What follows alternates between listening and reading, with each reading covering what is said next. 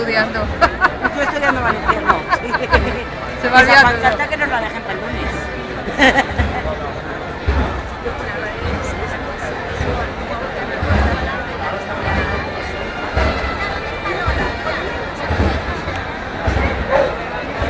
¿La habéis enterado o no?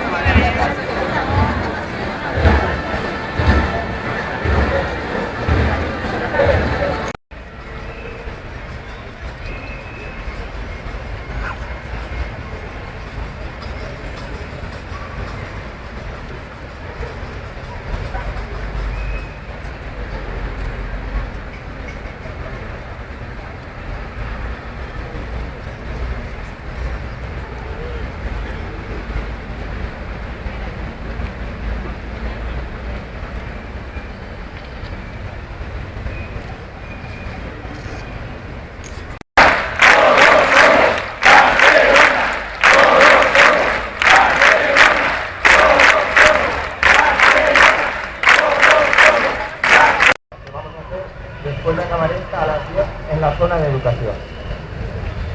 Era solo eso, o sea, pasaros todos a las 10 porque necesitamos participación de hoy.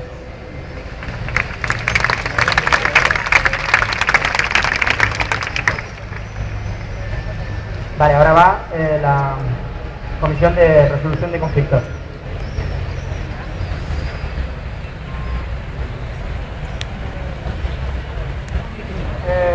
Hola a todos. Represento a la Comisión de Resolución de Conflictos y quería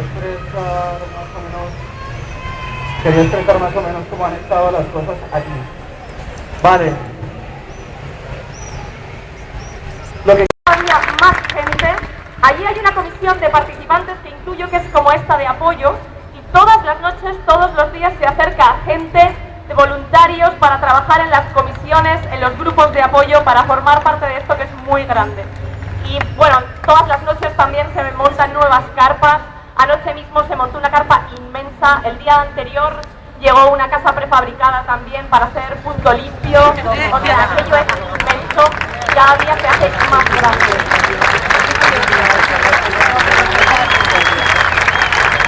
Yo no sé lo que va a pasar, porque bueno, el domingo se decide qué pasa con la acampada, pero de momento el ánimo para nada es de irse. O sea, no sé qué se votará, porque lo que se vote es lo que se decidirá y ya está.